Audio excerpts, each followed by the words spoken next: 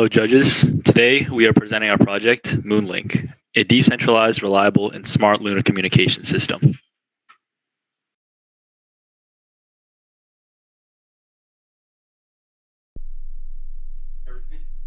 So, it's the year 2035, and humans are finally on the moon. Humans have begun colonizing the moon, and our lunar colonies are starting to take shape. At this moment, Earth's internet system isn't viable on the moon because of the spotty connection and poor quality at best.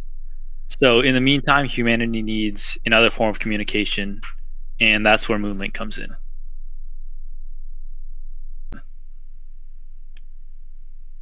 So, Moonlink, what it does and who's it for.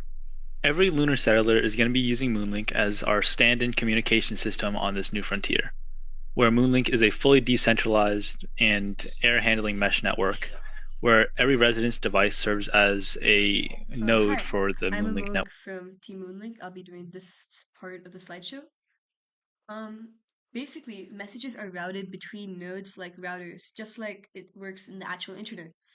The pathfinding algorithm is a breadth first search, and if the distance is less than 10 kilometers, it's a direct send. Otherwise, it's routed through multiple nodes. Again, pretty much like how the internet works, except that each astronaut's device serves as a node or a router. If the message is stopped in its path, it's stored for approximately 24 hours and retries periodically.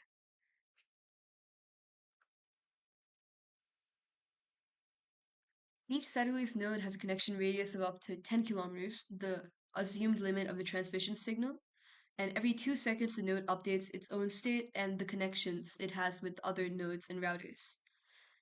Nodes are removed if they don't respond after 3 pings, and when a new node is connected, the nodes synchronize their routing tables to reflect the new state of the network.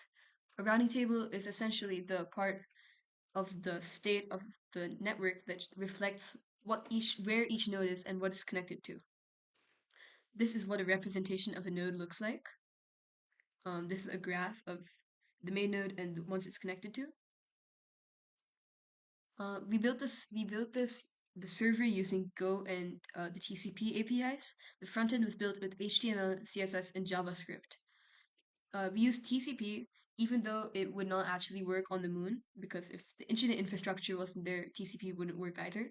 But in the future, we'd probably use radio. We also hard coded the locations and IPs of each node because all of them were running on the same device. So, what challenges do we face and how do we solve them? At around hour 15 of development, our TCP communication system began to show how complex our task was. And at this point, we were feeling really fatigued due to the extended coding, but we managed to push through. And to hour 17, we discovered a bug with our ephemeral ports during our connection updating process, which had pretty big consequences as we had to overhaul our entire server architecture. And finally, we had issues with our CORS restrictions from our browsers, which made integrating our front end and back end an extreme challenge. So, what do we learn from this project? Overall, we learned how TCP works generally and also in Go.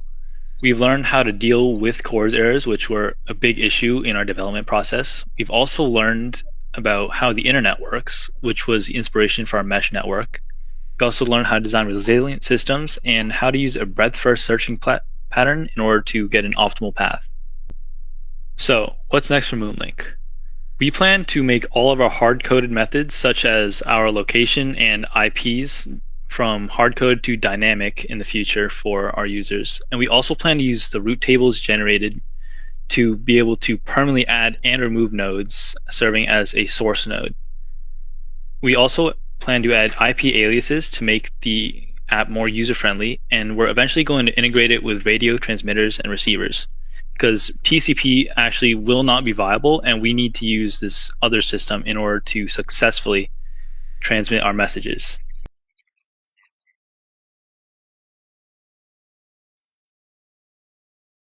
Thank you, judges. Hello, judges. This is Moog from Team Moonlink. I'm going to be demonstrating Moonlink as it is right now. First, I went ahead and ran this, which starts the like several different instances of the node program. Ideally, each node should be running on its own server, but I mean, its own device, but because we don't have that many devices, all of them are running on one using different ports. Each node operates two ports. One starts with an 8. That is the port it uses to communicate with its front-end page. The one that starts with 3 is the port it uses to communicate with other instances of the node. It's the TCP port. So here we have the page for 8080, and this is the page for 8079. Um, so these are the nodes that they're currently connected to.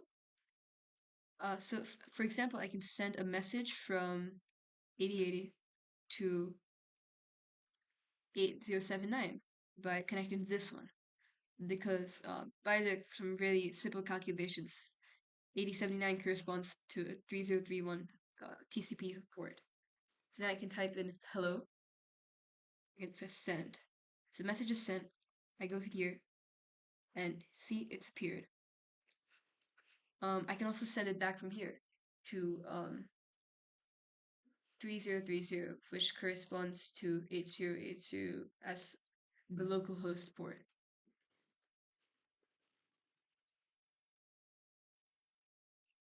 So this is also a confirmation message that says that it's been reached. Because the thing is, because this is such a unreliable, not unreliable really, it's possible that it doesn't reach. It's important we have an acknowledgement that confirms that it has. The other unique feature is that, okay, let me go ahead and add a third one. Let's open up. You can go like this, 8078. Again, it's a new one. I can go ahead and I can say, if I make the priority lethal, right? And I type in some kind of threat like, I fell off a cliff. It broadcasts it to everyone. So it broadcasted it here, and it broadcasted it here too. And this obviously scales to like as many ever nodes you have running. So here I've added the locations to each node. For example, 3031 can connect to 3030 and 3032 because both of them are within the 10-kilometer radius of port 3031's location.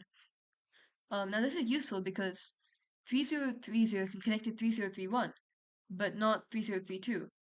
Um, so this is the extent to which we've hard-coded stuff. Um, if we hadn't hard-coded it, we would have replaced the location struct values with a method. So now I'm going to try to send a message from 3030 to 3034, even though they're 39 kilometers apart.